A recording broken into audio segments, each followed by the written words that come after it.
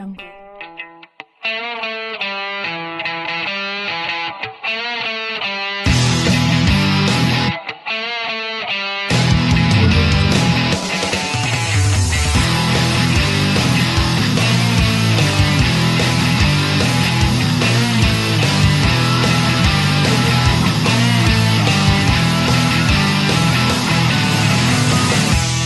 Hello, you are listening to Trump Republic Radio. It is March 11th, 2018. I'm your host, Enzo Quesada, and as always, I'm joined by my co-host, Bobby Hester. Hello, everyone. And, kind of a special show, Bobby. We haven't been in the studio together in about 5 weeks. Yeah, it's been a while, hasn't it? I've been on the road in Plano working on the Philip Huffines campaign out there. The election just happened last week. We sadly lost, but I don't know, I get to come home now and do the show in person with you, and it's going to be fun. Yeah, it's great to finally have you guys back in town, so yeah, it's awesome. But anything you want to go into, Bobby, before we get on to the rest of the show? Yes, I will say that next week is the 1-year anniversary of us starting Trump Republic Radio. It's been a year, you know. It's really has grown in a way that I couldn't have predicted. But I'm glad that a year ago we took the chance to start it because it's been pretty fruitful. We have quite a lot of listeners now, so. And not only that, but you know, we have not missed a single week this going forward. We've had crazily enough. We have had weeks where we've been on the road, someone's been on the road, we've had to use Skype, we've had weeks where we've had to do it late, we've had a week where you had to do it by yourself. Yep. But we have not missed a week, and we're running stronger than ever. I guess the one thing last I want to say before we get into the show, which I say now every single week, is we just ask that you share the show with one other person throughout the week. And to help grow the show, you know, I have heard back from some people who have done so, and I mean, you know, the people they recommend to like the show and continue to listen, and it really helps us out, and it's not too much to ask for what we do. And if you do feel like giving a little bit more than that, as we mentioned last week, we now have an account on Patreon. The link to that will be in the description of this episode. But if you want to go and support us on there, thank you if you do. The link's in the description. If you give just $5 a month, with your permission, we will thank you on the show personally. And if you give, I think I had it at either $10 or $15 a month, we will do a midweek podcast on any topic within reason of your choice. I think it was $10. Was it $10? Yeah. That sounds more reasonable than, that sounds about what I put. But for $10 on Patreon, we will, you know, within our own veto authority over it, make a midweek show on whatever you want, whatever topic. And we'll go very in depth on it, research very hard to show our appreciation for donating to the show. Yeah, and also regarding midweek episodes, now that you're back in town, we'll actually be able to start doing those again. So yeah. I'm looking forward to that. We'll make up for lost time. I know, you know, we try to have the promise we'll do 2 shows a week, but just it's been so hard with me working in the campaign.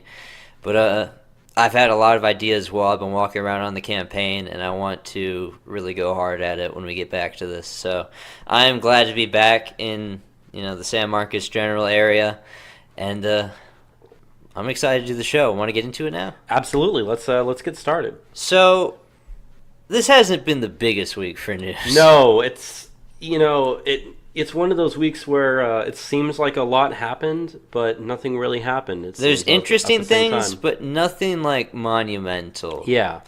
And not a lot of stuff either. Like a lot of times there are weeks where we'll have a lot of little stuff. Even this week it was a relatively low amount, it seemed.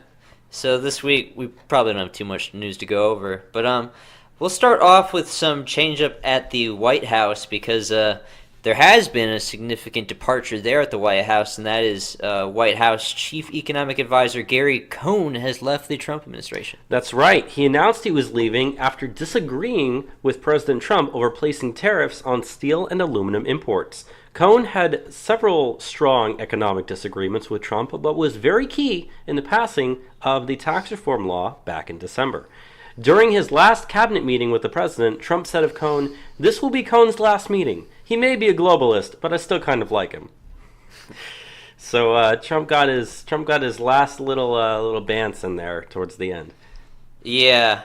And, it is generally good that we've gotten rid of Cohn. You have to keep in mind the stuff that this guy actually advocated for. It's interesting that he would even be in the White House for what he supports. He has supported amnesty.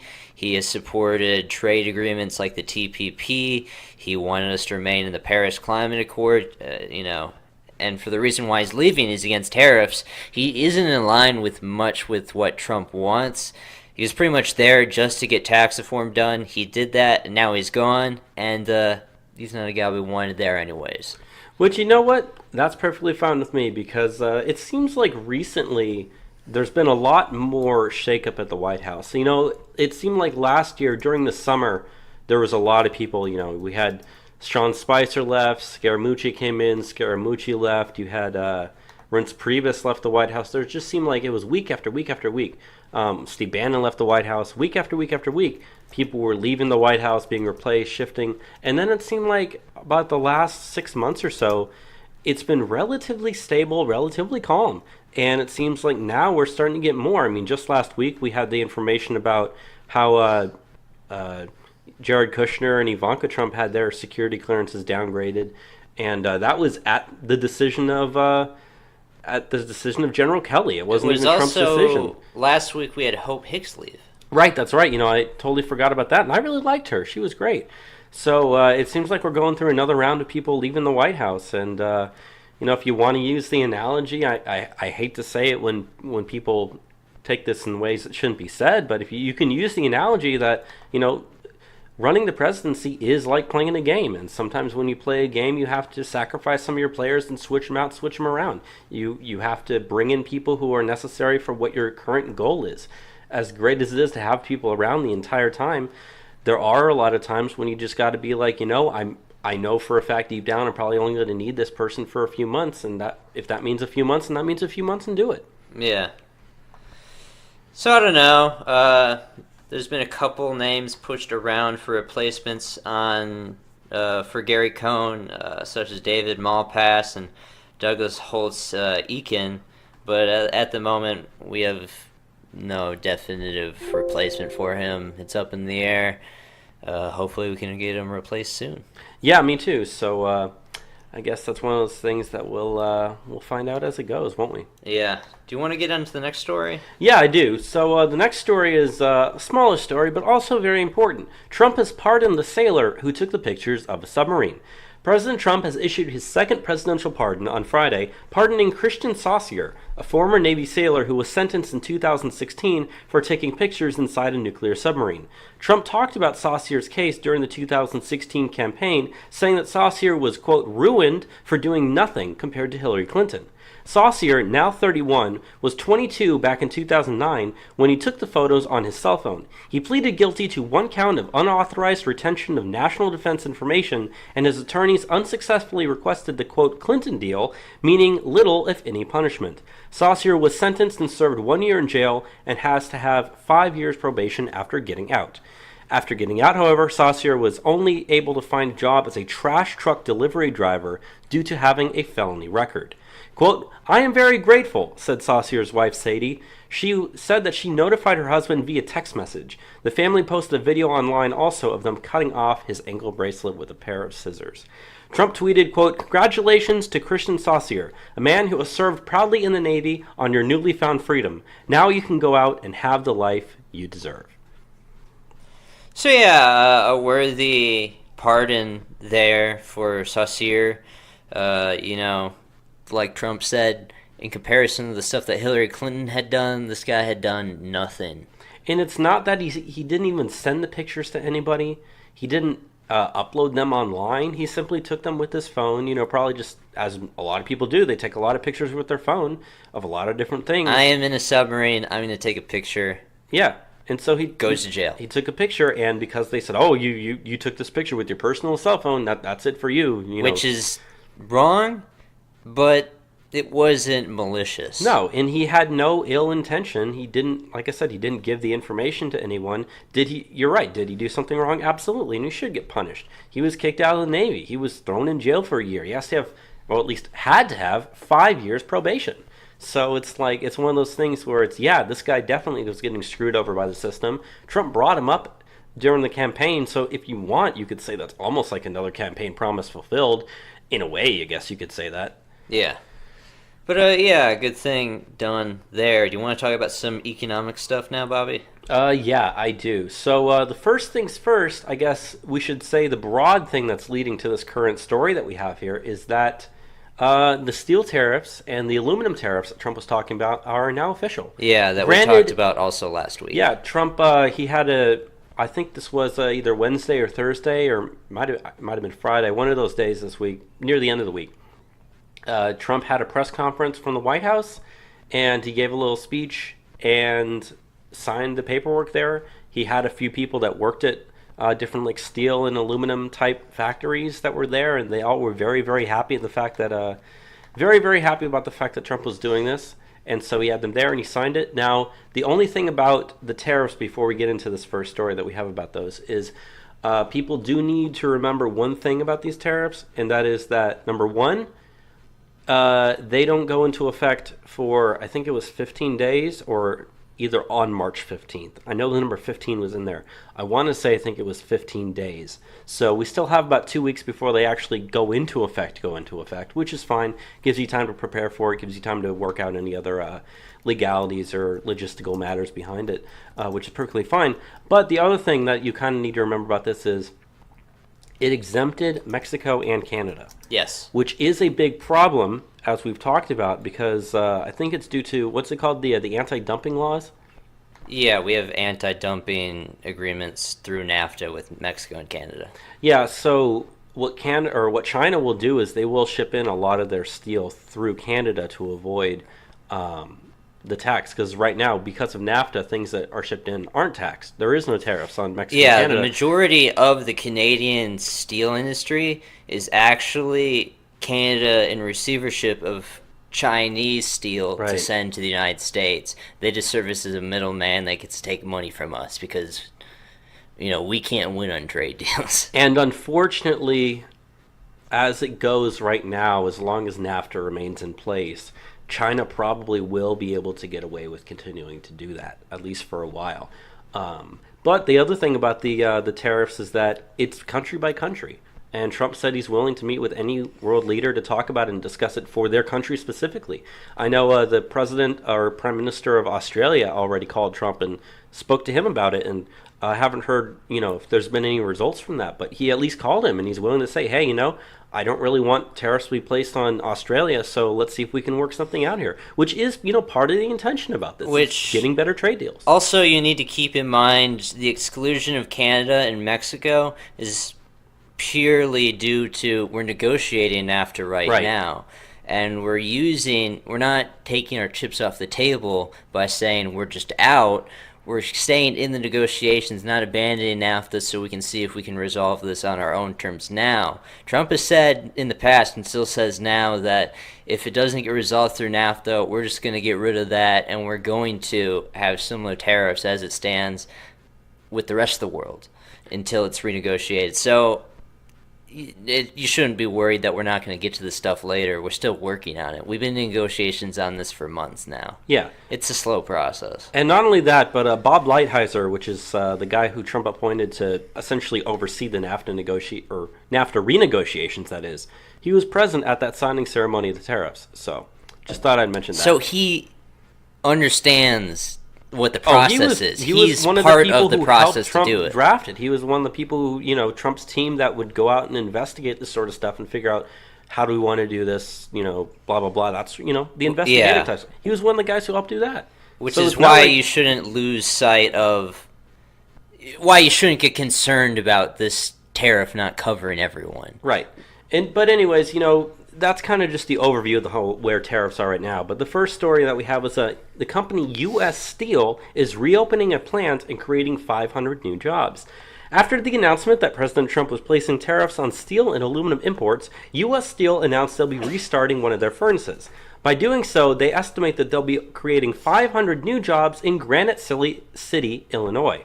U.S. Steel President and CEO David Burritt said in a statement, quote, "Our Granite City Works facility and employees as well as the surrounding community, have suffered too long from the unending waves of unfairly traded steel products that have flooded U.S. markets. By restarting their furnace, the company also proves that the tariffs are working, with one reasoning being that it will incentivize American companies to produce their own steel. Which, that is another part of this, is if there are companies that produce steel out of other countries or whatnot, they have to ask themselves, maybe we should upload this, or maybe we should make steel in the U.S. Yeah. Maybe we shouldn't, build a steel plant in China. Maybe we should just move to the U.S. and make it there. It might be cheaper, which will create jobs for Americans. Yeah, that's why you saw. This is the point. By having the 25% tariff on steel, is it worthwhile to have your plant in China when you're going to have to pay that tariff coming in? If you just keep it internally, you don't have to worry about that. So, it encourages steel companies to just do it here. A ton of that. You look at the comparative difference of the United States in terms of the necessity of tariffs on most things. People play up that, labor is so cheap in the third world. But when you actually look at the bottom line difference, it's usually around, for things such as steel and aluminum, only a 10-point difference, 10% difference. So the 30% or the 25% tariff makes the decision for them. And that's why you're seeing this. I just looked up Granite City, Illinois in particular. That's only 30,000 people. It's not that large a city. So the 500 jobs doesn't sound like a ton in retrospect to what we've done. And we're going to get into some good job numbers in a second here. But for that community, it does matter. Yeah. Those are good jobs. And that's one of those, that's one of those areas that has been very hardly hit by all the economic crises since about the early 2000s to mid-2000s. Yeah. They've never recovered. The rural Midwest hasn't been doing well. News. It's great for them. It's going to really, really help that community. Yeah, I'm a person, a rural Midwesterner, and I understand the economic deprivation that they've experienced the past couple of years. Something like this means a ton for the area. And not only that, but there are even a lot of Democrats who are on board with this. I mean, Senator Bob Casey from Pennsylvania, who is running for re-election right now, even he came out in support of this trade deal because he knows, number one, if it's going to help my community, and my community knows that it's going to help them. So if I come out against this, that's going to hurt my chances at re-election. Yeah, this really shouldn't be a partisan thing, Tariffs works on all sides for us. Maybe some other time we'll get more in depth on tariffs because I do know a lot about it. But just know that things are looking very good. And what else is looking good is those jobs numbers that you mentioned earlier. So, let's just say it. 313,000. That is the number of jobs that U.S. employers added in February versus only 200,000 expected. That's like over 50% more than what we expected. The official unemployment rate remains at 4.1%, which is, the lowest recorded rate in 17 years. However, the labor force participation rate, which is a more accurate measure of employment, has increased from 62.7% up to 63%. We are finally, we saw this a little bit last year, but we're continuing to see it, that the labor force participation rate is finally starting to trickle back up after it's just been going down and down and down over the last 30 plus years. Yeah. And, Trump, he ran on being the jobs president, and since, winning the election, it's now reached a point where nearly 3 million jobs have been created. Yeah, about 2.5. Yeah. But it's getting there. We're definitely on track to do even more this year, though, and when we're outperforming our expectations by over 100,000, we'll get there very soon. And the economy is, it's legitimately doing very well right now. The tax cuts, and, we talked about this extensively for the months that we were waiting on it. We are seeing the results that we expected, and it's almost better than expected in some regards. In a lot of regards, we couldn't expect that this many bonuses would have been given, or, this much in wages would have gone up at this point. But we're actually starting to see something that's extremely promising, and I think it has the guts to hold out for a while. I think so, definitely. But, that's really all we had for economics this week. I guess we can maybe go into immigration next? Yeah, we got a good amount of stuff on immigration this week. Let's go into it. Let's do it.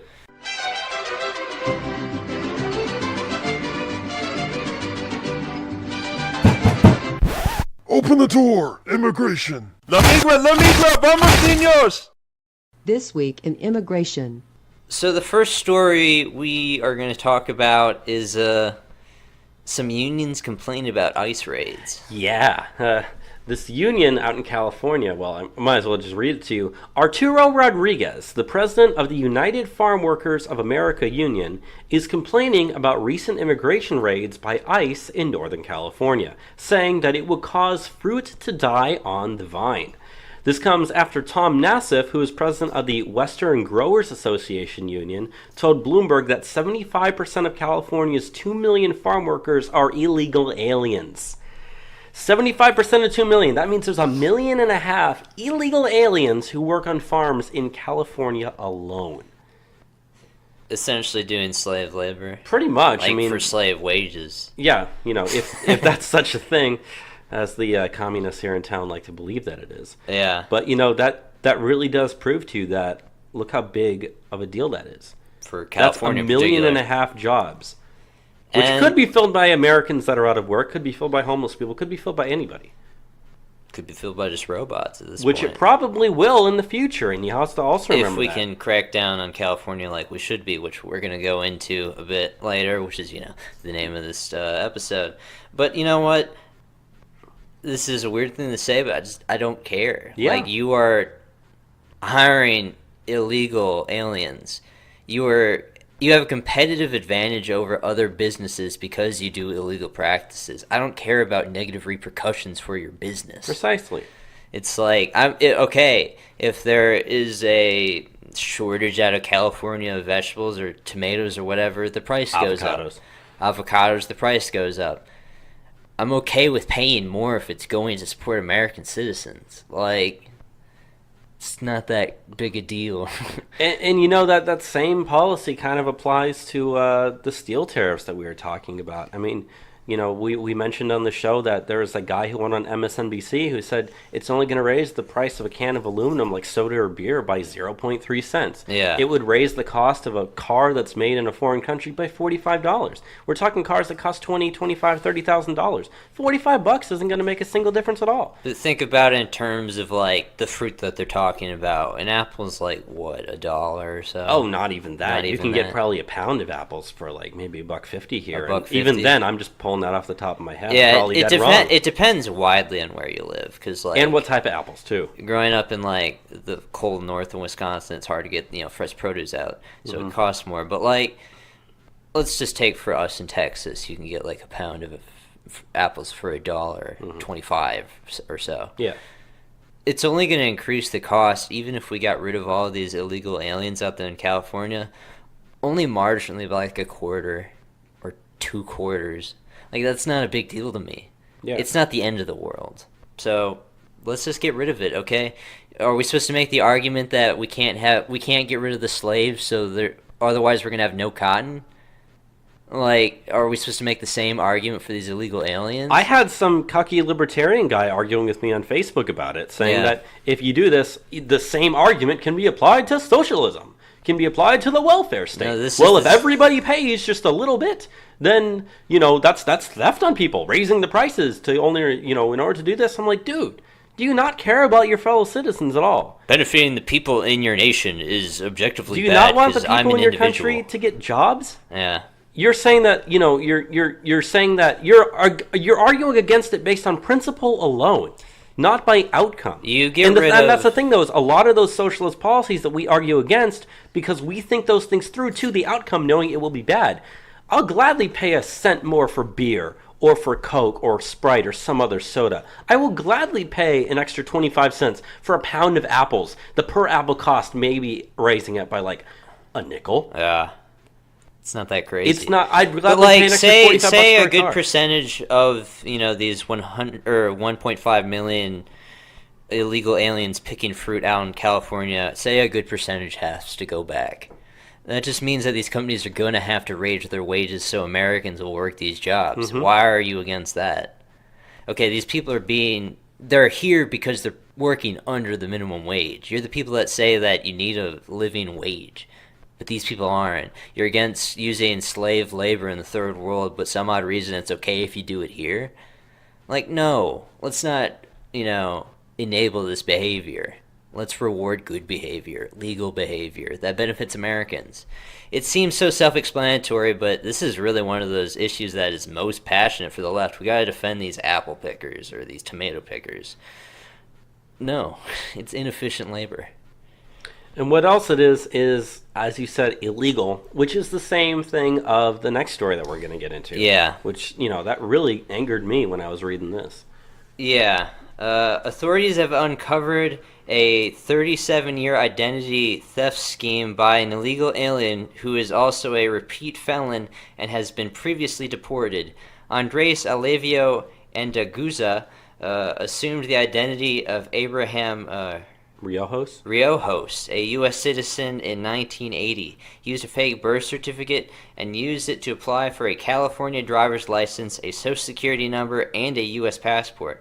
The document allowed him to move freely between the U.S. and Mexico and also allowed him to collect over $361,000 in government benefits. He pleaded guilty Thursday and has agreed to pay back what he has stolen, but he still faces up to 12 years in prison. Yeah, and they said that identity theft is a lot bigger problem among the illegal immigrant community than people think it is. Yeah, it affects hundreds of thousands, if not millions, of American citizens. Yeah, people like to pretend that identity theft is because of what's the joke that they use, some prince in the Cayman Islands or something like that. They assume it's some hacker that's doing it. No, a lot of identity theft is illegal immigrants using documents and data that have been falsified or stolen. And they love to talk about how illegal aliens commit no crime whatsoever. They commit less than you. They're better than you. But I forget the percentage on this exactly, but a good percentage of them are engaged in identity theft. Mm-hmm. Just because it's not violent crime, people overlook it. But it's destroying tons of people's lives. It's straight up fraud. The guy he fraudulently received $361,000 in government benefits over the course of this period of time. And this is just one guy. What if 1,000 guys are doing the exact same thing as him? Because there is 1,000 guys doing the exact same thing as him. There's more than 1,000 doing it, actually. So this stuff really adds up, and it destroys people's lives. Yeah. Maybe not everyone was able to get away with it for 37 years, but people are doing it, and they're currently giving away with it as we speak. And, they often do it to children. They'll steal the identity of children, so they don't even have a future to have, because their credit score's already been destroyed. It's rough stuff. It is. But you know what? There is some good news, though, coming out of the immigration front, and that is, first off, a federal judge in Maryland has ruled that the Trump administration's phase-out of DACA is, in fact, legal. Although the ruling doesn't overrule the other court's decision striking down Trump's DACA phase-out, it gives the Department of Justice a needed boost moving forward. Judge Roger Titus said, quote, "Given the reasonable belief that DACA was unlawful, the decision to wind down DACA in an orderly manner was rational." Judge Titus did cuck out, though, and this is what makes me angry. He said that the federal government could not use the information provided by DACA applicants in order to deport them. The judge instead said that the government must petition the courts on a case-by-case basis if they want to use that information. So he essentially took 2 steps forward, 1 step back. Yeah, but one big step back. I know DACA for a lot of listeners has been one of the biggest concerns of people as far as immigration goes, because the idea that we'd give these people anything is disgusting for people of our minds.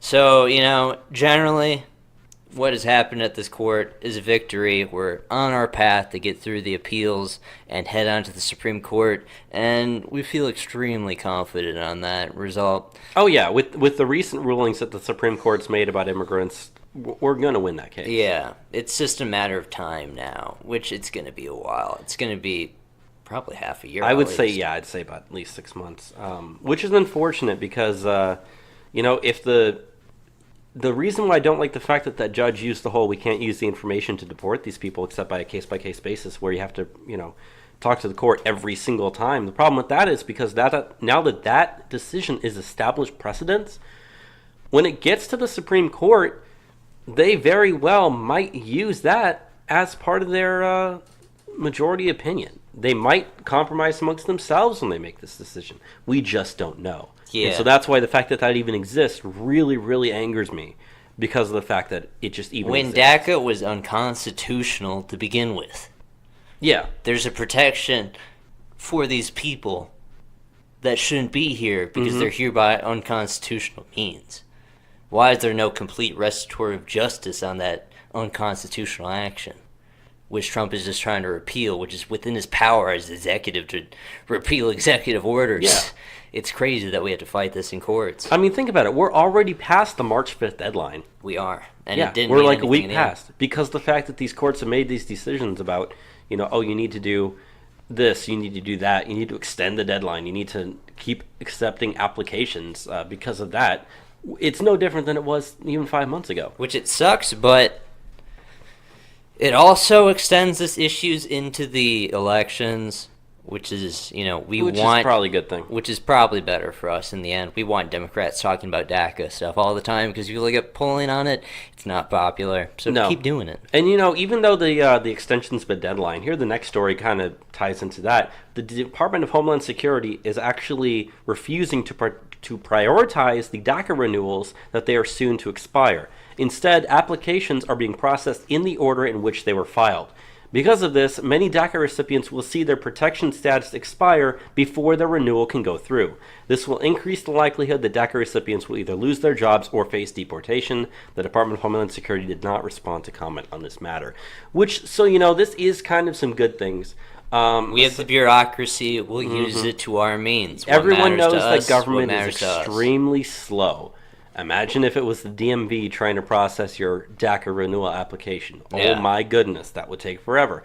And so, you know what? You're absolutely right. We can use the bureaucracy to our own good. If that means, normally what they used to do is when people would renew their application, it would go right to the front so they'd automatically renew it. Now it's, nope, you got to wait. That means you got to wait through 50,000 people before we get to you. Oh, I'm sorry it took us a year to get to yours. Oh, I'm sorry you lost your job. Oh, you're already back in Mexico. Wow.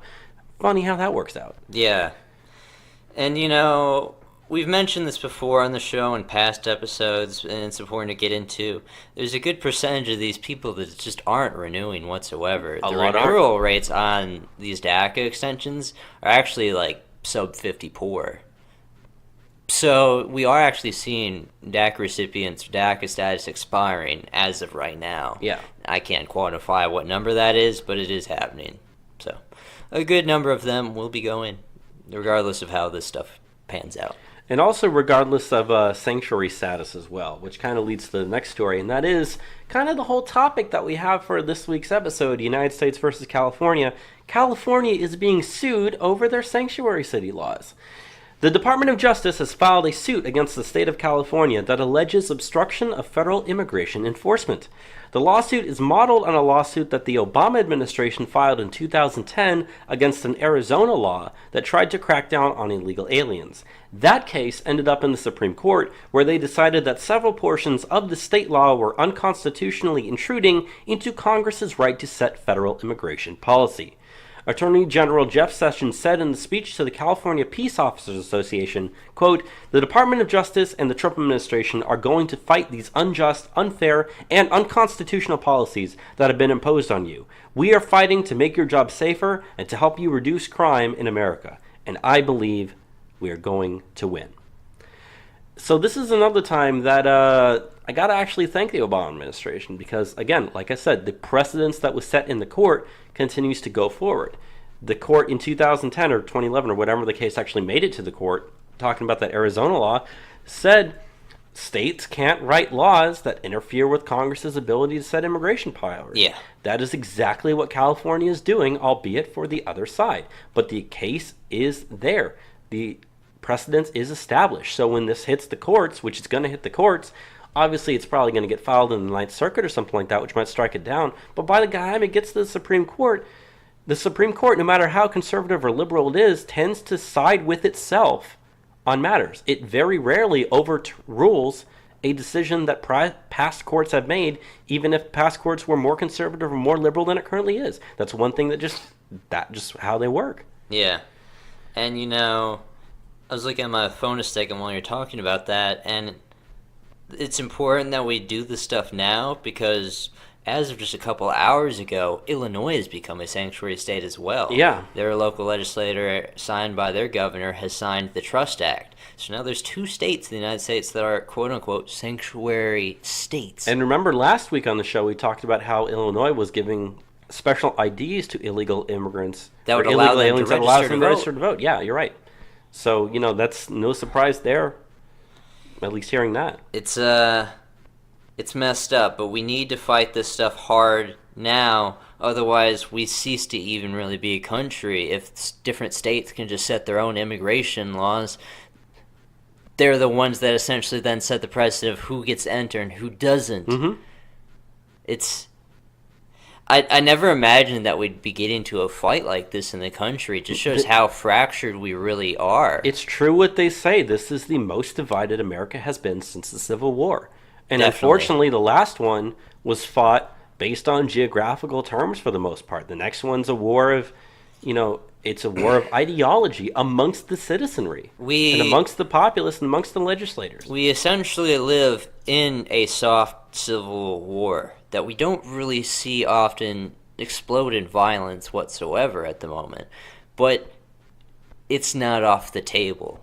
And I don't want to sound extreme in saying that, but who knows where this stuff can escalate. And that's why it's important that we try to unify the country right now. I mean, look at just like ICE raids across Northern California. I mean, I wouldn't put it past the state of California at some point to use their own law enforcement agencies to try to stop ICE from doing something. Yeah. I would not put that past it. At that point, you have government versus government. That is the definition of war. Yep. Especially if it gets at least somewhat violent. If even someone even shoves someone, that's it. I mean, talking about in terms of governments versus governments, just going back to Libby Shaft, she gets the information on the ICE raid and releases it to criminal aliens in Oakland. It's like they're a, competing government in a war, getting information from their enemy and using it against them. Espionage. Yeah, completely. It's insane. But, this is how fractured we are, and it has to do with Trump actually wanting to do something on immigration. Crazy. When you let these, states fill up with so many illegal aliens, it gets to the point where the illegal aliens are shaping the direction that state's going to go. By proportionality of power, illegal immigrants seem to have more in this country than any other protected class. They or punch group. above their weight for a group. That is definite. Almost as high, I should say. Almost as high. Yeah, without having the ability to vote. Mm-hmm. It's crazy. Anything else you want to say on this, though? No, nothing else. I mean, I guess we can go to the next story, which I believe is yours. Am I correct? Yes. So there was an article out of the New York Post this week by Paul Sperry that I really wanted to touch into on length because it really goes to show how we could pay for this goddamn wall that we want to build. And there's been some studies by one of our favorite groups, the Center for Immigration Studies, that came out this week that shows us how we can do so just by stopping illegal aliens from coming in this country. And this is something that Stephen A. Camarota, who is the director of the Research Center for Immigration Studies, told the New York Post. The findings found that with recent immigration studies, the $18 billion needed for the wall plan could pay for itself alone just by curbing the importation of not only crime, drugs, but also poverty. The federal data shows that the wall would work. A 2-story corrugate metal fence in El Paso, Texas, first erected under the Bush administration, already curtailed illegal border crossings by more than 89% in the 5 years after the period. So what they found by getting numbers back from the Homeland Security, the Department of Homeland Security, that absent a wall, there would be 1.7 million illegal crossings from the U.S.-Mexico border into the United States over the next decade. Amazing. If we just stopped 200,000 of those 1.7 million crossings, just in the fiscal savings from welfare, public education, refundable tax credits, and other benefits given to low-income people, which includes illegal aliens, that would be enough to pay for the $18 billion in that decade spanned. But going back to, the little example in El Paso I said, they could stop it at about 89%. So 89% of 1.7 million puts us in the green by many billions. So if we stopped 50% of that 1.7 million illegal aliens crossing over the next decade, that would give the taxpayers a saving of $64 billion. It's like 4 times the cost of the wall. Yeah. So just using the precedent that we have from existing border fencing that's been put in, not even the, degree of impenetrability that we've seen with the testing with special forces with the wall prototypes, we'll be saving over the next decade over $100 billion just by them not coming here. And that's why we need to spend the money to build it now, because it will pay for itself. They talk about in business opportunity cost. Right. This is the opportunity cost that we have by not investing in a wall right now, which is why I've always said, I don't care if we spend the money right now. Mexico will pay for it by us not giving their citizens benefits. On average, the average illegal alien they found through the study, through their lifetime, will be a fiscal burden of $72,000. We do that in the tune of millions. That's billions of dollars. Mm-hmm. And each U.S.-born child they have, because they're eligible for welfare, is on average a fiscal drain of $92,000 throughout their entire lifetime. This is money that we shouldn't and don't need to pay whatsoever. Money we can't even afford to continue to pay. This is money that should be spent on American citizens. It's their taxpayer dollars to begin with. You look at the amount of debt that we have in this country, what are we doing? It's insane. Let's build a wall so we don't have, this leak into our country sucking out of us. And that's even before you get into things like curbing legal immigration levels, things like cutting welfare benefits, things like that. This is before you even get that. This is just by not allowing people to continue to come in illegally. So here's another thing from their study. The U.S. Census Bureau's latest survey of income and programs participation shows that 62% of illegal alien-headed households are on the federal dole, more than double the rate for households headed by native-born Americans. That includes households where one or more workers are present in the household. Their usage of U.S. welfare is highest for food stamps and Medicaid. And this is not including their legal children oftentimes. Right. The majority of people that will cross the border will end up getting federal benefits. And if they aren't, they still are benefiting. Their children still get to go to our college or our schools for free. And our colleges in a lot of parts. And our colleges in a lot of places. They get to use our roads. They get to use our services. If they call the police have to come out to them. So this isn't something that we can afford to not do. Building the wall right now pays for itself. And, you can look this up for yourself. As I said, this is from the New York Post. You can show this to anyone. And it breaks down very easily why we need this wall from a fiscal standpoint. Mm-hmm. But yeah, I wanted to spend a good amount of time on that because it really is some staggering stuff. And I think, a lot of people do understand this, but it's worth reminding people.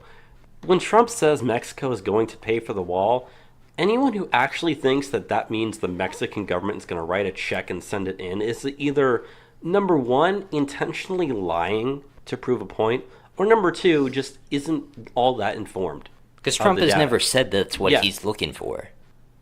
But when you do stuff like this, you do stuff like taxing remittances, which, that's the goal that the government has said they want to try to get to. When you do that, you're taking money out of the Mexican economy. You're incentivizing Mexico to not have their people get sent here. You're incentivizing them to stay where they're at. If anything, you are taking money away from Mexico, money that they can't afford to lose. That is making Mexico pay for it, both figuratively and literally. So if any of those people out there that you ever run into in conversations ever actually think that that legitimately means Mexico's writing a check and sending it in, including one of the guys that's running for president and, former presidents and even the current president of Mexico, all those three guys right out there. They all, at least publicly, act like that's the case. Because a lot of liberals believe it. They believe that that's the case. And so they're like, see, haha, they're not going to pay for it. They really have no idea what they're talking about, or they're intentionally lying. Yes. Or they just haven't heard the stuff that we have. Yeah, they just don't know. They don't know. Ignorance. Yep. Let's go on to the next story we have, though. It's about something that happened here in our state of Texas. Some very unfortunate story. A Texas police officer from Brownsville, Texas, is facing human smuggling charges. Officer Valerie Rivas told immigration officials when she was arrested that she helped smuggle her boyfriend of 12 years, named Alfredo Salazar Hernandez, into the country illegally. A Coast Guard helicopter spotted Rivas and several others hiding in sand dunes on the Padre Island National Seashore. She was waiting there to make contact with him after other illegal aliens told her that that's where they would meet after he crossed the border. So you have our one member, at least, of our own law enforcement helping smuggle her boyfriend, which, boyfriend of 12 years, why aren't you already married? I don't know. Seems like you have other bigger things to deal with. But yeah, one of our own law enforcement people helping smuggle someone in. Not a good sign. No. It's really gotten to the point to where in a lot of people's minds in this country, immigration laws aren't laws. And it's gotten to the point to where even a police officer doesn't think that laws are laws. And what kind of scary blur of a moral ambiguity do we want around stuff like that? That's crazy. Do you want to go into the last story, though? Yeah, the last story is also, it's kind of a mixture between both immigration and election. So that's kind of why I have it here right in the border of the two. But the ACLU has blocked a Kansas law that prevents non-citizens from voting. The ACLU has filed the lawsuit against that Kansas law that requires voters to prove their citizenship when registering to vote. From 2013 to 2016, more than 35,000 registrants were blocked from the voting rolls in Kansas because of this law. The ACLU claims that the law, quote, undermines the fundamental right to vote and violates the National Voter Registration Act, which says people must have the opportunity to register to vote when they apply or renew their driver's licenses. The Kansas law requires those people to prove their legal status by presenting confirming paperwork such as a birth certificate or passport. This comes just 1 week after FAIR reported that 100,000 non-citizens were registered to vote in Pennsylvania. So, when I was reading up this article and I looked at the comments section, a lot of people were pointing out the fact that a majority of those 35,000 registrants were in fact U.S. citizens. So they're complaining that, it's actually affecting the U.S. citizens. It's not affecting the illegal immigrants. It doesn't matter in my case, because if you're a U.S. citizen and you consider yourself informed enough to actually go vote, if you don't have a birth certificate, if you don't have a passport, if you don't have any way to access those or even afford to access a copy of those, which is what, maybe like $10, $20 at the most, if you're that poor to afford one of these things, a lot of states give out free IDs to people. A lot of states do that. Texas even does that. When, Texas has their voter ID law, which, courts have kind of struck parts of that down, but still it exists. And so, they say, what if people are too poor to afford IDs? And yet the state says, we'll give you it to you for free. If you still cannot get one of those things, are you really that informed enough to vote? Yeah. Do I really want you participating in my elections? No, I don't. That's extremely even low if you are a agency. U.S. citizen, I don't want you voting. So, anyways, But to be against it when it could prevent illegal aliens from voting. Which is the idea behind it. Yeah. Like, it will stop that from happening in cases, objectively. Yeah. And they're still against it. Yeah. Undermines the fundamental right to vote. Well, I hope they're referring that to the American citizens, because you can easily look at that and see if they're talking about illegal immigrants voting in our elections. Illegal aliens voting in our country is foreign subversion. Yeah.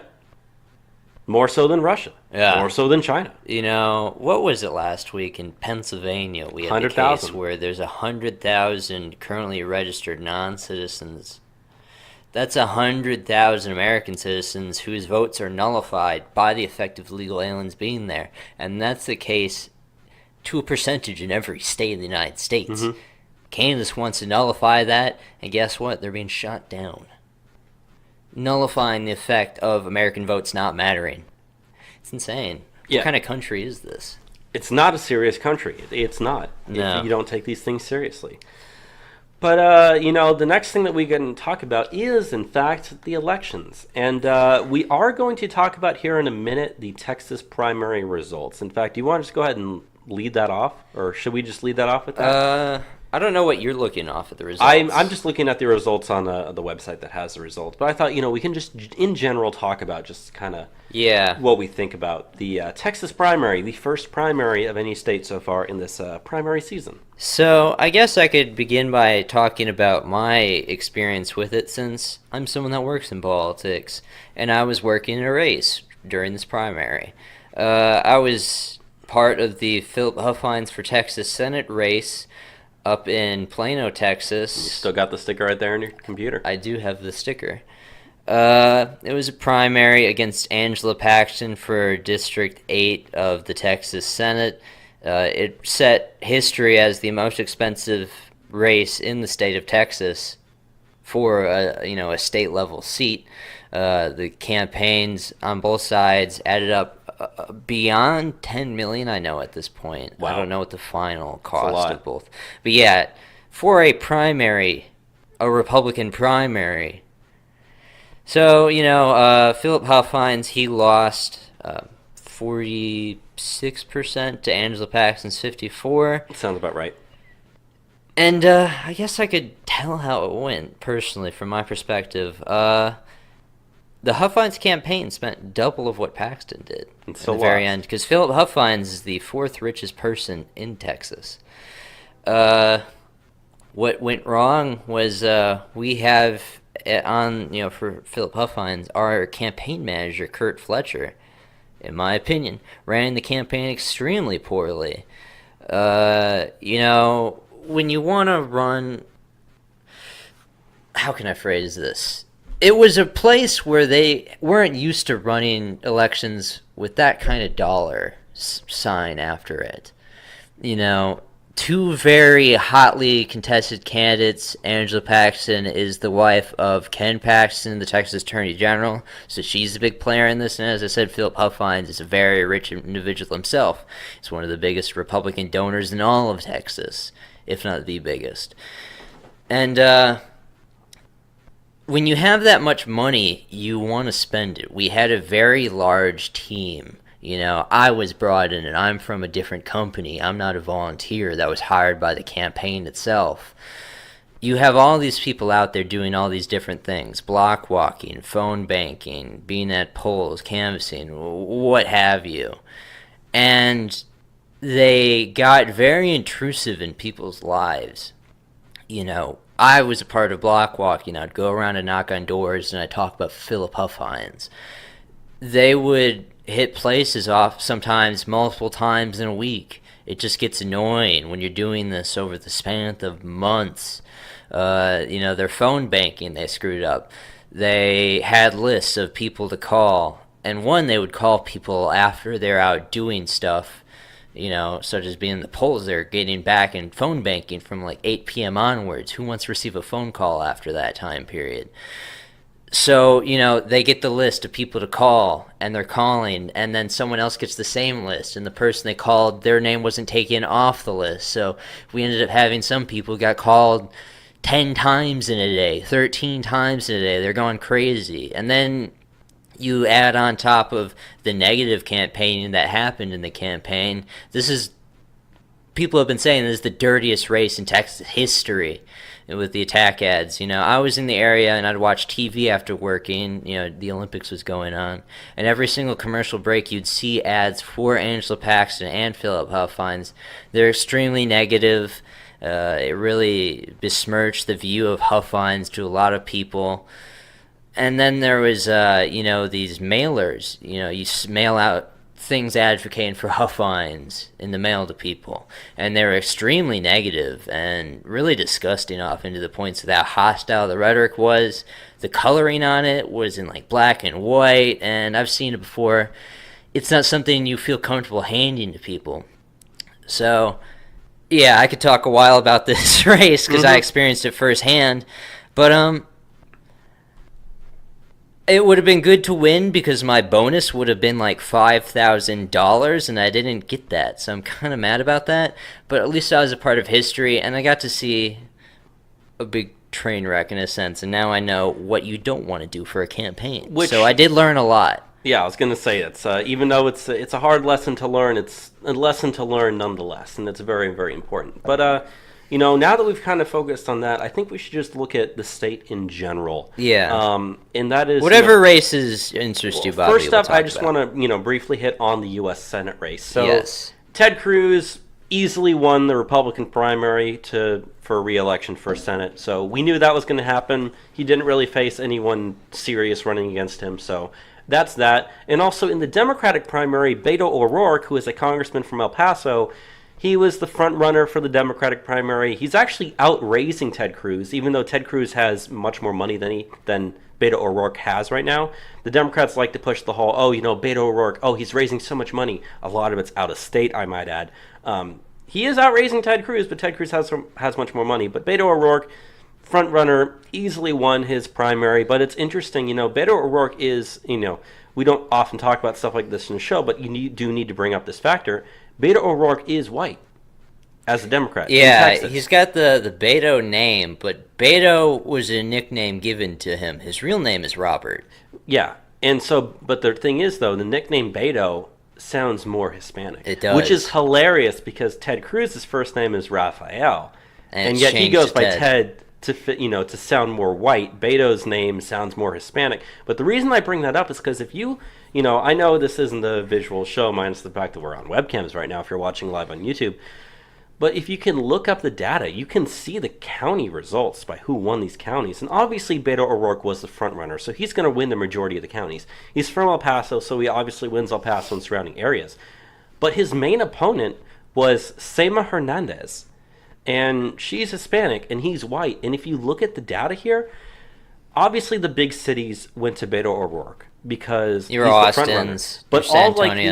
But all the majority Hispanic areas in the state, a lot near the border that are more rural, went to Sema Hernandez. They didn't go to Beto O'Rourke. Yeah. And so, there is a racial aspect that plays. Versus Ted Cruz won every single county in the state in the Republican primary. Yeah. But, we can also talk, I guess, about, the governorship primary. Greg Abbott easily won the Republican primary, and I believe the Democrat primary, is that the one that's going to a runoff, or the Democrat primary for the governor of Texas is going to a runoff. Lupe Valdez versus Andrew White. And what's also interesting is you can also look at the race factor here. Andrew White was from Houston, so obviously, in politics, you win the area you're from. Generally. He won the Houston surrounding area. Everything else went to Lupe Valdez. Everything else. Yeah, the more Hispanic counties in Texas went to Lupe. And you can see it all the way across the border, and then the strip that stretches from San Antonio up to Austin all went to Lupe Valdez. The little I-35 corridor. The I-35 corridor, and then everything in the Dallas surrounding area went to Lupe Valdez. Everything else that was rural in the Democrat primary went to Andrew White. All the rural white areas went to him, plus, Houston surrounding areas. Granted, those areas don't have a lot of Democrat No, voters. I mean, there's one county, Edwards County, which is west of San Antonio near the border. Even though it's a rural county near the border, there were a total of only 23 votes cast in the Democratic primary versus the Republican primary had about 270. Yeah. So, when you're looking at just like by percentages, it looks like, it might be here, it might be there. But, by total number of votes cast, it's not that big a deal. Which, speaking of total number of votes cast, one of the things people were talking about was trying to, use Texas as evidence of this blue wave that's coming in 2018. It has been so interesting seeing the, mainstream media frame our state in a narrative that isn't really true. Yeah, and it's also interesting regarding that, especially, at least from my perspective, I should say, is that the Democrats tend to do better in early voting. Just across the board, every state's like that, even in more conservative states. Democrats usually lead in early voting, and then Republicans show up on election day. That's just one of those things. I don't know why it's like that. Whatever. But the Democrats had a massive lead as a percentage of how well they've done in past elections. I think that their early voting number was like double what it normally is, versus Republicans was only up a bit. So they use this as evidence of, oh, you see, there's a blue wave coming, but they shot their wad because it's a primary. Not only is it a primary, but also when everyone showed up on election day, that's when the Republicans showed up. If half your Democrats show up or vote early, your turnout on election day is going to be small. You've essentially already recorded those votes. Versus the Republicans might have a few here and there in the early vote, and then election day is when it all comes in. Republicans ended up with over, I think it was, or at least, about 500,000 more votes than Democrats did in total, which is a significantly large number. If you look at the percentage that's about 60-40, which is the same percentage that Greg Abbott won in the general election in 2014. It's about the same percentage that Ted Cruz won in 2012. And even though Trump only won the state by 52% of the vote, as I've said on this show before, yes, Texas is slowly turning blue. It's actually turning less red more so than it's turning blue, but the point still stands. Texas will go blue in about a decade, maybe a decade and a half. We know that's going to happen. Yeah. But if you're using evidence that, it's already starting right now, it's still...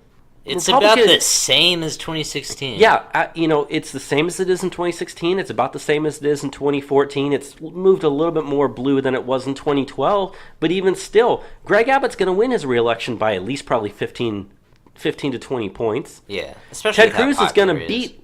I think the Ted Cruz Beto O'Rourke race is going to be a bit closer. He's still going to win by at least, probably 12 to 15 points. And that's only because the Democrats are going to shove millions and millions and millions of dollars into Beto O'Rourke's camp, which normally they wouldn't shove into a Democratic after race Alabama. Never say never. Exactly. Because, like you were just saying, remember all the fundraising out of state given to Doug Jones in Alabama. They're going to do the same for little Ted Cruz down here. But at the same time, can they really afford it? They have all these other races that they have to spend so much money on saving their own Senate seats, saving their own House seats. Obviously, they want to. The reason they want to put money in here is to prove a point. The DNC money isn't there. Exactly, it's going to be from individuals, and that's only going to be able to be raised from out of state if people have a concerted effort on it. I think the out of state hatred of Ted Cruz, though, will definitely form in a lot of money for Beto. I completely agree with you. So I will never say never, but yeah, we do expect Ted Cruz to win.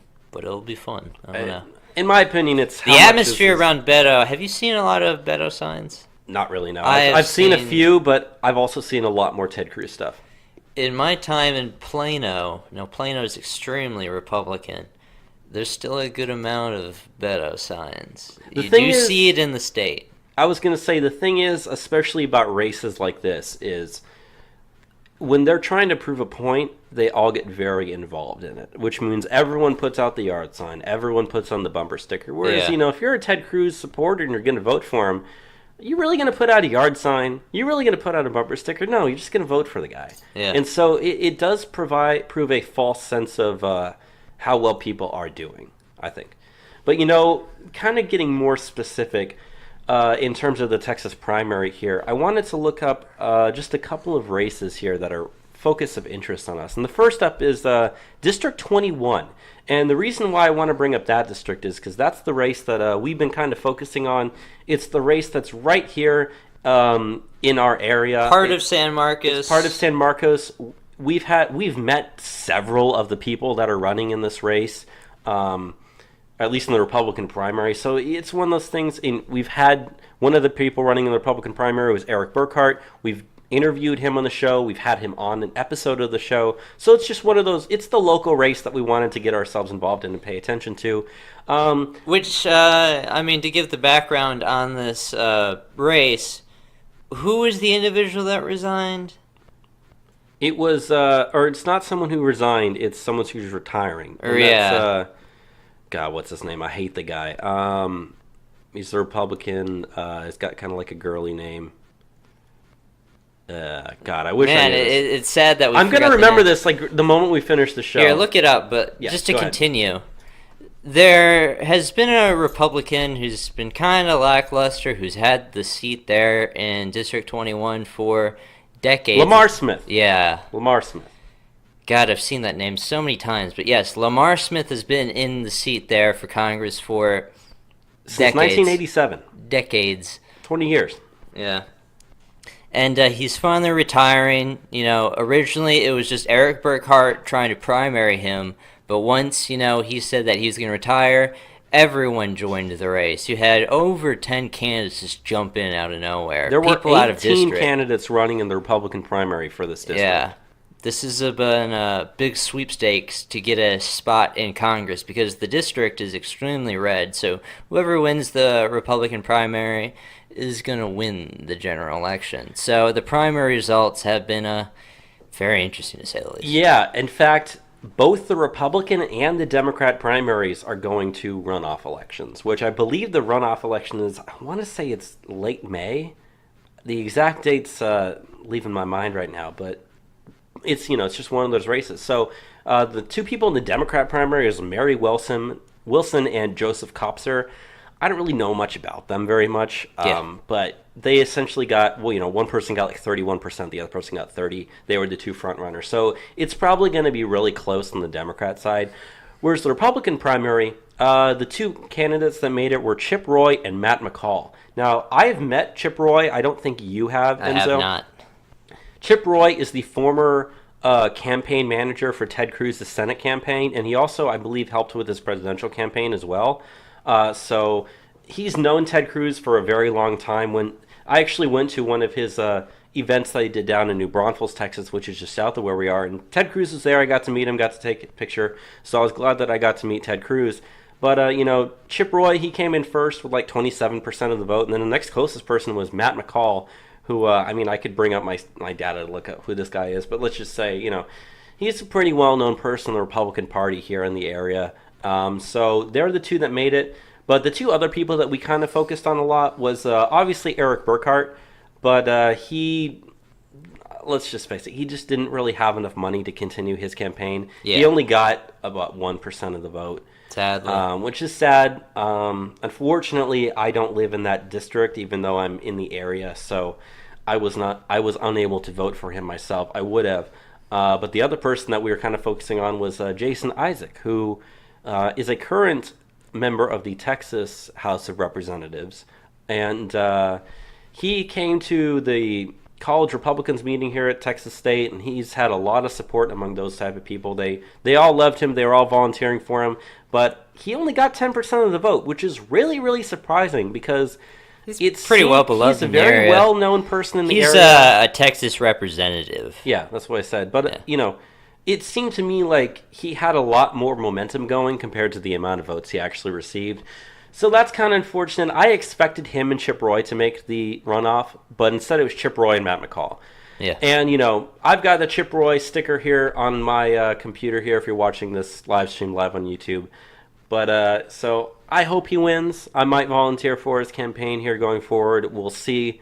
But who knows? That's pretty much all I really wanted to say about the Republican-Democrat primaries for people that were running. So, Yes. unless you have anything else to say, that's really all I wanted to go over. for Yeah, Texas. those were the interesting races for the most part. Let's go on to some senators. So the first story we have up in actual other news for the 2018 elections is Senator Cochran is going to resign due to health issues. After serving 40 years in the U.S. Senate, Mississippi Republican Senator Thad Cochran announced Wednesday that he will resign effective April 1st because of those health issues. Mississippi Republican Governor Phil Bryant will have to appoint a replacement within 10 days, according to Mississippi state law. Governor Bryant's communication director said that he'll be replaced by a conservative Republican. Imagine my shock there. Mississippi's state primary is scheduled for June 5th.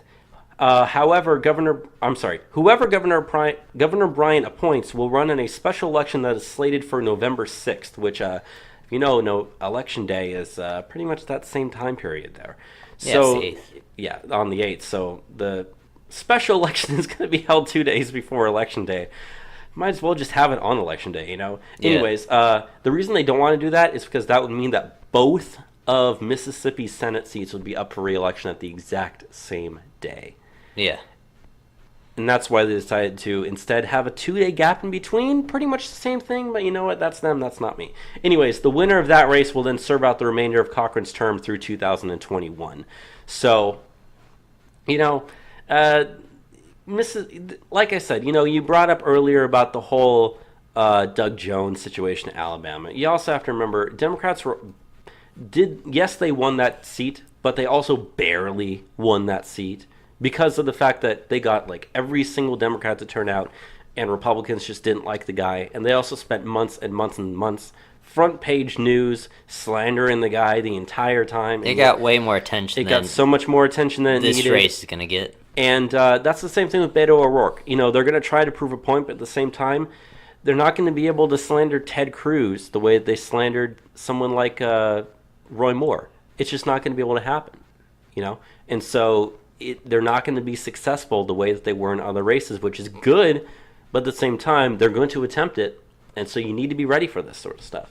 But that's one of those things. I'm not really worried about that race as compared to the Alabama one. But the next story that we have up is probably one of the best stories that I've heard in a very, very long time. Yes. And that is that, according to several sources closely monitoring the health of Arizona Senator John McCain, he is not expected to return to Washington, D.C. after his medical treatments at his ranch in Arizona. McCain has also not been present in the Senate since Christmas. One senator told The Hill on Wednesday, quote, "At this point, we are coming to terms that McCain is done here in the Senate. Preparations are underway to deal with this. If, in fact, he does resign, Arizona Governor Doug Ducey, or Ducey, however you want to pronounce it, I think it's Ducey, will have to set a date for a special election. Arizona law states that a senator who dies or resigns must be replaced by a member of that senator's same party. Democrats are planning to tap Mark Kelly, who is a former astronaut and current husband of former Representative Gabby Giffords, for the race. Kelly was contacted earlier this week with the proposal." So, pretty much, McCain's not coming back to the Senate. And there's a strong possibility that he's gone. He's going to resign. He's going to quit. He's going to have to give up his seat because he's done at this point. So good stuff. Very good stuff. The guy's against everything we stand for, pretty much. And except, I guess, tax cuts. That's about it. Did he even vote for tax cuts? Was he even present for that? I think that was his last vote. Yeah. But, it's going to be one of those things where it's, sad to see you go. Don't let the door hit you in the way out, Senator. But, again, this is one of those things where Arizona, it's still a Republican state barely, so this one does worry me more so than other races. But you know what? Even if a Democrat wins, what's the difference? Yeah. Honestly, what's the difference? Like, there is At none. least there's a possibility you'll get a more conservative senator. No, you know what? if Governor Ducey is smart, the person he will appoint to fill that seat should be Kelly Ward. I disagree there. You don't think so? She's going to win the Yes. Flake primary. Yes. You should focus on getting her into that seat. Yeah. Now, if he wants to give the seat to Joe Arpaio... Hey, then you would be flipping the seat, Blue. I hate to say it. But it would be a fun, short period. It would. It would be great. You need to fill it with someone who's, who knows that they're not going to win after the special election. Someone to just fill the seat for X amount of period of time. But anyways, There's, with the company I work for, there's a lot of opportunities to go work out in Arizona in a campaign. You should work coming for up Kelly very Ward. soon. I don't think Kelly Ward is someone we work with, but, Don't work against her. Don't work against her. I know some people that are working on stuff out there, and well, it's going to be a big race. Mm-hmm. And now that there's going to be 2 seats, it's going to be fun. Yeah. Now, like we said, he hasn't officially resigned. They haven't set any date for anything, but it's coming. Expect it whenever. Yes. But speaking of people that aren't running for seats, again, we have one last story before we get to the bottom of the stack, other news, and that is Elizabeth Warren said she's not going to run for president. Massachusetts Democratic Senator Elizabeth Warren says she is not running for president. She was interviewed on an episode recently of Meet the Press. Meet the Press. Quote, "I am in this fight to retain my Senate seat in 2018. That's where I'm focused. That's where I'm going to stay focused," Warren said in the interview. Quote, "I'm not running for president." Her remarks also didn't rule out the possibility of her serving as vice president. Also this week, Warren declined to take a DNA test to prove her alleged Native American heritage. Some jokes there at the end. But it was an official request from one of the people on Fox News was interviewing her and asked her to take the test, and she refused to do it. So, she said, I'm certain that I have the heritage. It's what my mom told me. It's what my grandparents told me. It's what all these people told me. No, how about you actually prove it? Because as far as we know, we think you're lying, woman. Yes. So, I don't know. It would have been fun to have Trump versus Elizabeth Warren. It would have made things really easy. She still might end up being a vice presidential candidate, though. So. There was a lot of talk. I think it was The Hill that released that article. It's usually The Hill that releases that stuff. article saying, like, the front runners for the Democrats right now is going to be a Bernie Warren ticket, which... I think the front runner right now, personally, is actually Joe Biden. Joe Biden. Even more so than Kamala Harris. I'm still definite Kamala Harris. No, I still think it's going to be Kamala Harris, but I think the person who they're trying to push right now is Joe Biden. So old. Rumors have said that he's already confirmed he is going to run, so I don't know, but I mean, these people are Joe Biden's not going to win. Kamala Harris has a better chance of winning, and even then, I think Trump's going to, sweep across her. But, man, I don't know. So excited for these Democratic primaries for 2020. It's going to be fun anyway. Yeah. Every week there's going to be something new when we get there. But now I guess we can move to the bottom stuff, right? Yeah, let's get to the bottom of the stack for national news this week. So the first story that we have up, we'll just go through these real quickly, is Rand Paul's neighbor has pleaded guilty to the attack. Kentucky Republican Senator Rand Paul's neighbor Rene Boucher has pleaded guilty to a federal charge of assaulting a member of Congress resulting in personal injury. Boucher attacked Senator Paul outside his home on November 3rd, leaving Paul with 6 broken ribs. A judge set sentencing for June 15th. He faces a maximum of up to 10 years in prison and a $250,000 fine, although prosecutors are seeking a 21-month prison sentence. So a little update on the Rand Paul situation there. His neighbor has pleaded guilty, so justice is being served. Good stuff there. And we were going to cut that story, actually, right? So. Oh, yeah. So, actually, that's the only story that we had another. I mislooked at my thing earlier. I thought we had a lot more, so... Very short episode this week. Yeah. Let's go on to some current year college craziness.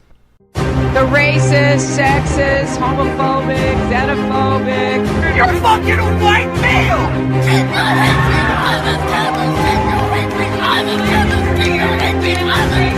The assumption that women are naturally better caregivers is part of patriarchy.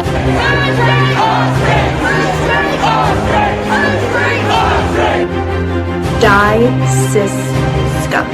You will not divide us! You will not divide us! You will not divide us! You will not divide us! It's time for some current year college craziness.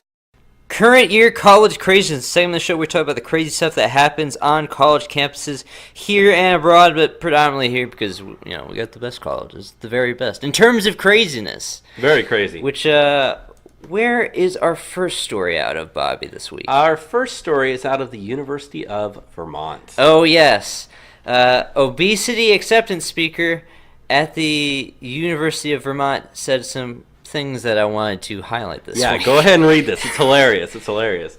The University of Vermont hosted an event last week featuring, quote, fat sex therapist Sonali Rashatoire. She's a self-described body acceptance speaker and uses she-they pronouns. She-they claims expertise in a variety of subjects such as sexual colonization, decolonial sexuality, disability justice, South Asian sexuality, weight-inclusive wellness, and sexual trauma. Her website also emphasized that she is staunchly anti-diet and, quote, never invokes moral food code by telling you to replace foods you love with foods you hate. Posters were found on campus featuring a quote by Rachetoire, quote, "Thinness is a white supremacist beauty ideal." Other promotional material for the event featured Instagram quotes such as, quote, "Oppressive systems are always looking for ways to devalue our bodies and perpetuate a white supremacist hierarchy." One poster said, "Literally throw your scale in the trash." Another said, quote, "We cannot have conversations on body image and fatness without race, disability, and class analysis." This is the kind of people that get to speak at universities in this country. Yeah, no, we can't have no rational conservative speakers talking about economics. No, we need to have our she/they pronoun sexual trauma expert who talks about how you need to throw out your scale because of white supremacist beauty ideals. You know, I just got to tell anyone listening, okay? It's not the dress that makes you look fat. It's the fat that makes you look fat. Oosh. Al Bundy. Let's go on to the next story we got here, though. The next story is a very angering story. Have you read this one before? Because I saw this pop up in several different places, and it really angered me. I've heard this guy speak about it. A student has been banned for saying there's only two genders. A student at Indiana University, Pennsylvania was banned from his religious studies class after mansplaining and using the transphobic microaggression of saying that there are only two genders. The student, Lake Engel, was shown a TED Talk given by a transgender woman on, quote, "the reality of the white male privilege and sexism." After the video, the professor opened the floor for discussion. She told the class that the men in the room were not allowed to speak until all the women in the class had a chance to speak. Well, about a minute passed by, and no one said anything.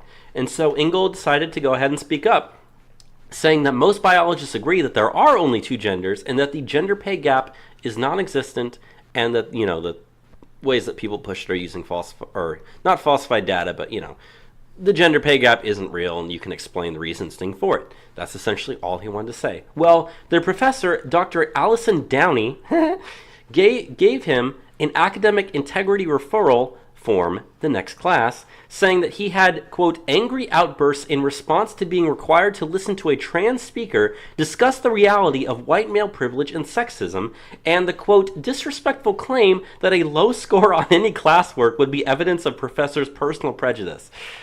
Engel will now be required to write a written apology, and then he will begin class, quote, "with an apology to the class for his behavior, and then listen in silence as the professor and or any other student wishes to speak, or any other student who wishes to speak shares his or her on how she felt during his disrespectful and disruptive outbursts." So his punishment is that he has to literally sit in front of the class as the remaining students scold him for his behavior.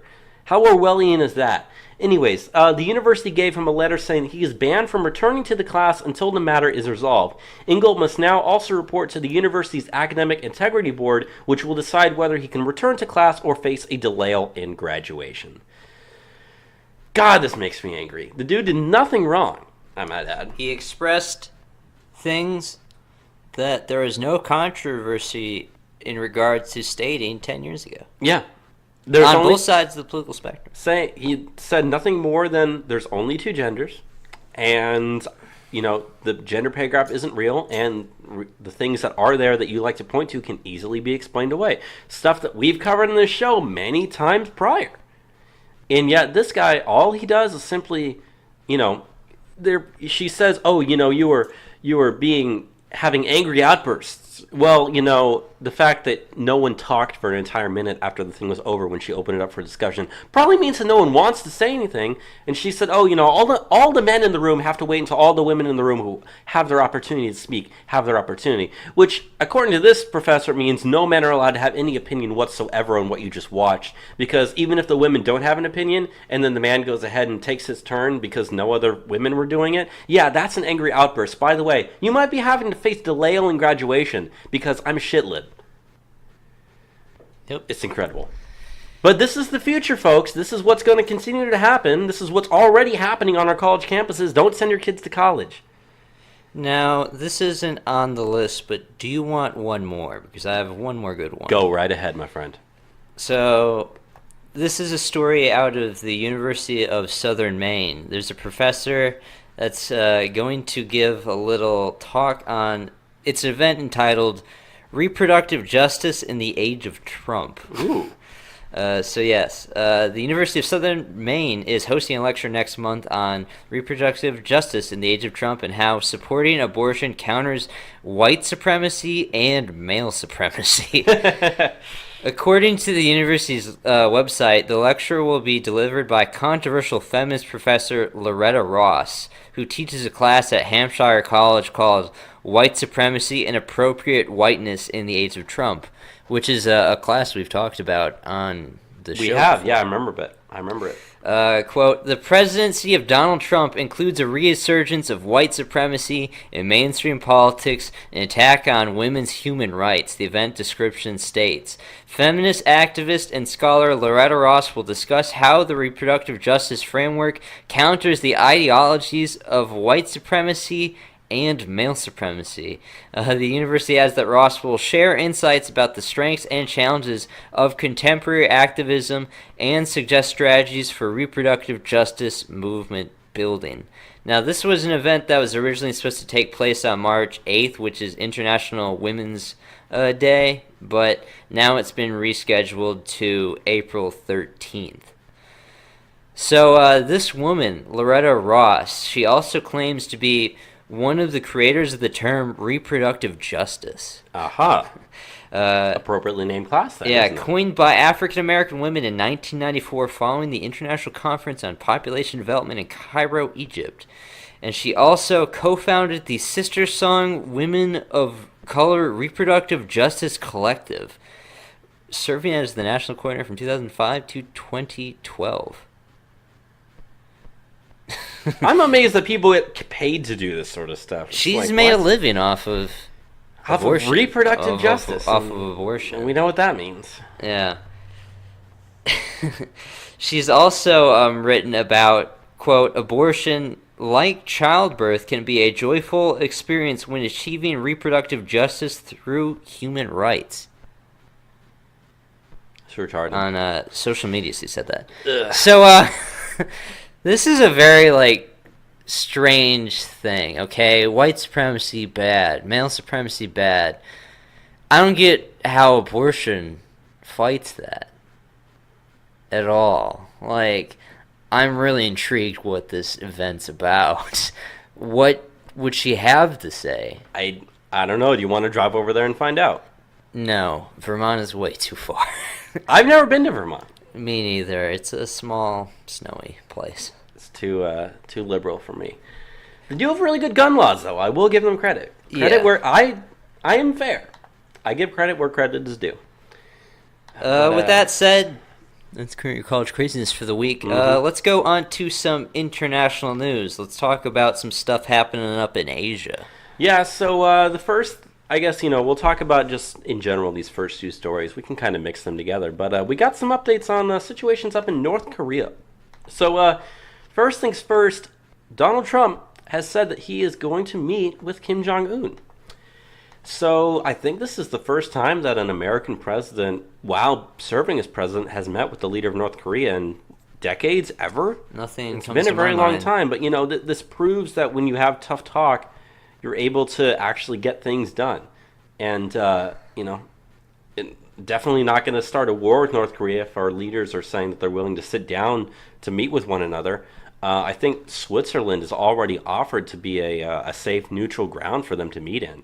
So that's certainly a development. And what's amazing is there's no negative way for the media to spin this. They like to spin every other thing that happens to try to make it seem like it's bad. I haven't seen, they immediately just cut into the next story. They don't even mention this at all. Because it's such good news. We're finally possibly going to end the crisis and end the soft war that's been going on against North Korea that's been going on for a long time. Not only that, Kim Jong-un said he's even open to denuclearization.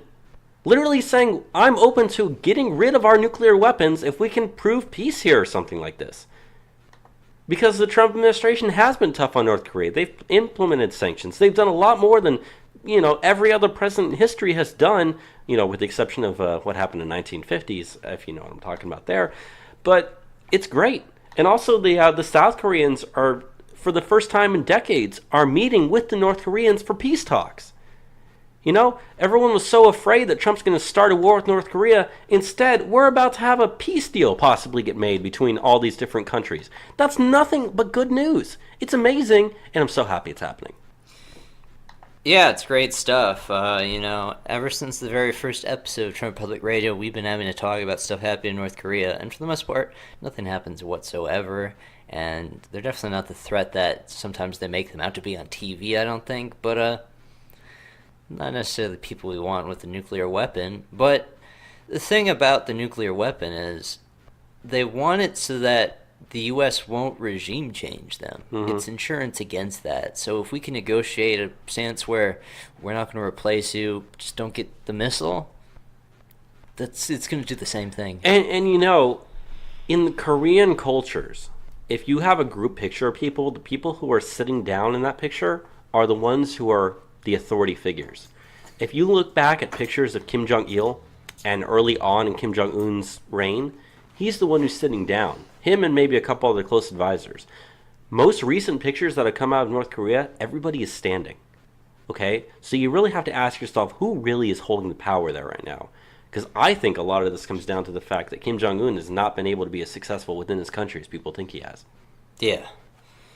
So, do you want to move on to some stuff out of China? Yes, I do. So, actually some really big news. And that is, in an almost unanimous vote with only 2 dissenters, the nearly 3,000-member National People's Congress, which is China's legislature, has abolished presidential term limits that have been in place for more than 35 years. This means that Chinese President Xi Jinping, who is currently 64 years old, has the possibility of ruling the Chinese nation for the rest of his life. President Xi serves as both president of China as well as the head of the ruling Communist Party. So good news and bad news out of this. It's a reversion to how China always has been. Yeah, they've been like this for the majority of their history. It's been ruled by emperors who rule till death. So China's not really a beacon of democracy. This isn't really a sign of a very democratic process where the one-party government votes unanimously to let someone rule over the country of over 1 billion people for the rest of his life. But I don't know. I'm not Chinese. I don't really care what they do. Yeah, and this is one of those things where, as I said, good news and bad news. Bad news is, I think we can all understand exactly what the bad news for that is. But, I do think there is, at least from the United States' perspective, especially Trump's perspective, there is good news here. And that is, if you're dealing with the same person for decades on end, you know that person. You know how that person acts. You know how that person rules. So you know exactly what you're dealing with. And, at least from the U.S. perspective, I hate to say it, this might be a good thing for us because if we can deal with Xi Jinping in a certain way, we can continue to deal with him. And if anything, that will actually prevent wars, and it might actually help our trade stabilization situations with him because we can work things out. Yes. At least, that's how I kind of see it, especially since Trump and President Xi have actually gotten along, and apparently they're friends too. Trump's friends with everyone, it seems. But yeah, that's really all I wanted to say about that. So, I want to move on to some stuff that's happened in Europe. Yes, I do. So, we're going to get into something that happened pretty much last Sunday. Yeah, but we didn't have time to talk about it all. And that is the Italian elections. Now, I'm not claiming to be an expert on what happened there, but I'll try and describe it to the best of my ability. So, in Italy, they have a proportional parliament where you vote for the party, and the proportionalities cede seats in their legislature, their parliament. And the Five Star Movement, which is not exactly a left-wing or right-wing party. It's populist. It kind of has a mixture of both. It's kind of like an anti-corruption party. It's a Eurosceptic as well, so it doesn't really trust the European Union for a lot of what it does. That was the party that received the most votes.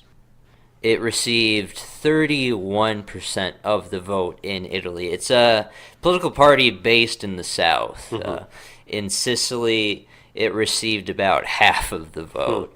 The vote was, in general, just for the elections, they had a turnout of 73%. Wow. And there was expectations for this to be a low turnout, so it didn't turn out that way. So, the Five Star Movement, which is run by Luigi Di Maio, has 31% of the vote. The right-wing coalition got 37% of the vote, which is a growth of 2 points. But really the story about that is the rise of the Lega Nord movement, or political party, and the decline of the Forza Italia party. So, Lega Nord is a political party based in the north of Italy. For a long time, it's been like a regionalist, separatist political party. It's extremely right. It takes issues like, immigration from a very hardline stance because they've taken in so many migrants there. And it is also Eurosceptic as well. And it had about 4% of parliament, but after this last vote, it now has 18% of parliament. Wow. To where, the other right-wing party, your more center-right party, Forza Italia, had 21% of parliament, and it's dropped to 14% now. So, looking at, Italy in general, the majority of voters voted for a Eurosceptic party. It's a push in a direction towards something along the lines of Brexit, but we'll have to see what they want to do. The issue at hand that is really hard to navigate is the Five Star Movement doesn't believe in political alliances. So there isn't any faction of the government that's large enough to create a governing coalition. Because, even with Forza Italia and Lega Nord, which is now just called Lega, it's called the League. Like, the focus before was about being Northern Italian, but now their motto is Italians first. Now it's a nationalist party from the complete perspective, just because of the threat of all these migrants coming in. But as far as like your leftist party, their leftist party is also called the Democratic Party. It's the same as here in the United States. And I forgot what they had before this election, but they only got 23% of the vote. They used to be in the 30s. So the left-wing party has suffered a massive decline. Your mainstream right-wing party has seen a decline as well. And you have two very fringe political parties in, Lega Nord, which some people have said is on the lines of fascistic or neo-fascistic. And then you have this Five Star Movement, which is a political party that advocates for like a UBI and wants out of the European Union and believes in this weird thing called ultra-globalism and is super environmentalistic. It's very weird stuff. Politics in Italy has gotten, and if you look at how Italy has been over the last decade, it's seen a massive decline in its economy. The situation's gotten bad there. They've been ground zero as well as Germany for the migrant crisis. Yeah. The only difference is, whereas Germany gets a lot of Muslim migrants from the Middle East, Italy is where all the African migrants are going to. Which, the situation there has been pretty rough. We don't know where this is going, but as political society deteriorates more, you see more extreme politics come out. We see this here, we see this all across the world. And one interesting thing I want to keep in mind is with the five-star movement, they don't have like an explicit stance on immigration, but their leader, or one of the main leaders, Beppe Grillo, has written in the past that all undocumented immigrants should be expelled from Italy and that the Schengen zone should be temporarily suspended in the event of a terrorist attack until that threat has been removed. And also, he in the past has written about the harms of those NGO ships that bring up migrants from the Libyan coast and bring them to Italy. So, like I said, they're not looking to make an alliance with any party, but there are enough people in Parliament now to pass more hardline immigration stances in Italy. Is it too little too late? I don't know. But this is what has come about, and we're going to figure out who's prime minister hopefully pretty soon in Italy. But I hope I explained that well enough. No, you explained it much more than I even knew. I mean, I didn't really follow it that closely. I just knew that it was good news, so thank you for that. But let's go on now to a humorous story out of Europe that Finland is going to open a women-only island. Entrepreneur Christina Roth has created Super She Island, a private retreat off the coast of Finland where no men are allowed. She says she wants to open it as a vacation destination for women away from society's pressures so women can embrace an all-female energy. Roth bought the island somewhat ironically after her boyfriend introduced her to the beauty of Finland's landscape. The island sleeps 10 luxury cabins and offers wellness activities and opportunities for bonding. Roth says that she will vet every visitor herself before letting them on the island and will welcome all women, including those from the LGBT community, saying, quote, "It's very inclusive. If you identify yourself as a woman, then that's great." So I guess they are going to let men on the island. No. There are other men inclusive, except for men. No, which is half the population of the world. I don't think you got the joke. Yeah. No, I got the joke, but it's so weird. I guess if they find out that you are a man, do you get voted off the island?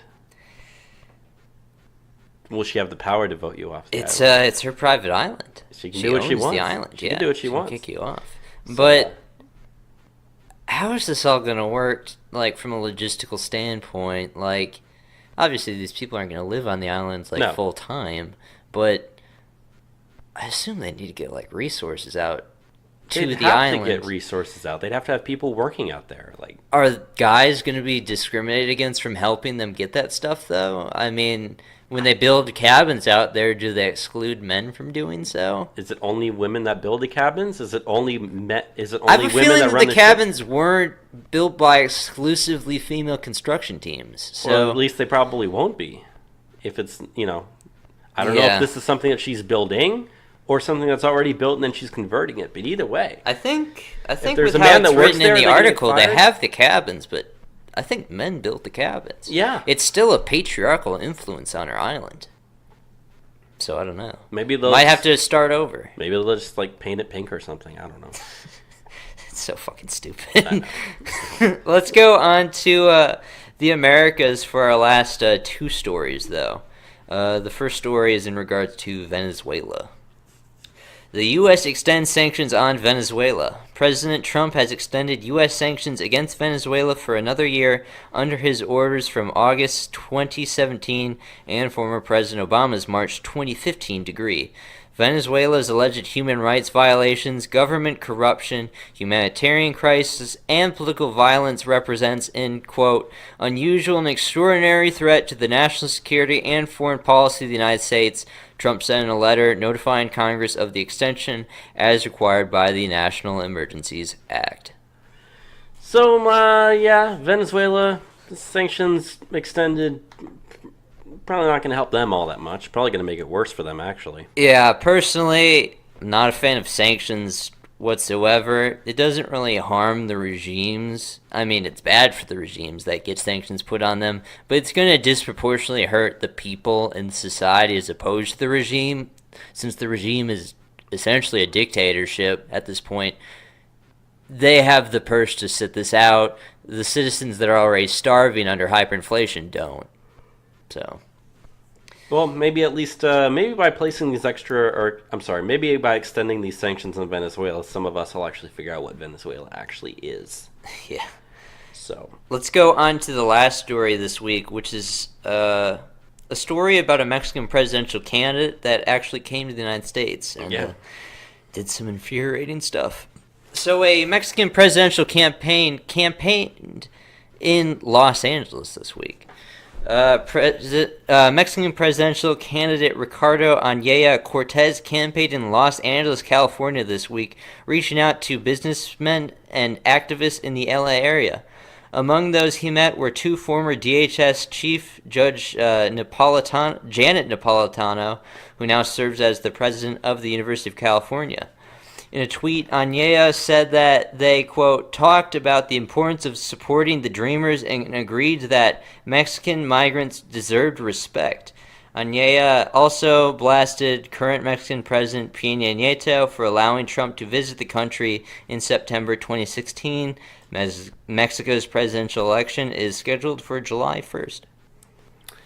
But you know what? I don't blame him for campaigning in Los Angeles because I forget if it was South LA, East LA, or West LA. Either way, the LA area has one community that has the largest concentration of Mexican nationals outside of Mexico City. It's really infuriating, though, that we're supposed to care about foreign interference in our democracy when it comes to Russians doing things, but not when it's Mexicans. Here is a Mexican presidential candidate coming to the United States advocating against our president here in the United States, trying to get votes from his nationals in our country that aren't supposed to be here to, advance policies that wouldn't benefit Americans. Like, it's funny that they always say that these dreamers, all that they ever know is the United States, and yet they are still being pandered to vote in Mexican presidential elections. There's a little bit of a disconnect there. Jorge Ramos, the outstanding American citizen that he is, originally from Mexico, has stated that he's voting for this guy in the upcoming presidential election. Which is funny because he also votes in the American election. He has dual citizenship. Why is this a thing? It's not something that a serious country would allow, I don't think, whatsoever, for someone to vote in an election both here in the United States and abroad. But, you gotta let them do whatever they want, I guess. It's almost as if they're treating California, or at least the LA area of California, as if it's some sort of, expansion territory. Yeah. That's what they're doing. It's the Mexican diaspora fighting to reconquer what was taken from them and create Aztlan. People talk like this. No, they do. I've heard the communists be shouting, make Texas Mexico again. And a lot of them are dead serious about it. Yeah. And the thing is, the way things are going, you give it 70 years and it essentially is going to be. I've met people in college that, support such things. And I personally don't want to become North Mexico. No. But it seems like California already is. So, that's the show for this week. Shorter than usual. I don't know how it came out, too. Yeah, we're right around, I think we're just under 2 hours. That's good to hear, then. Something like that. Anything you want to say, Bobby, before we go? Yes, I do want to reiterate what I said earlier on the show, that we are on Patreon. So if you do want to support the show and give to us, that is the best place to do that. And we would thank you ever so much if you did so. The link is in the description of these episodes below in case you want to find it. Or if you want, just go onto Patreon and search Trump Republic Radio right there. Yes. And I have nothing else to say. Just want to say that it's good to be in San Marcos doing the podcast, and I hope you all liked it. Yeah, great to have you back. Most definitely. So with that said, that's been another episode of Trump Public Radio, and have a good one. Goodbye, everybody. Goodbye.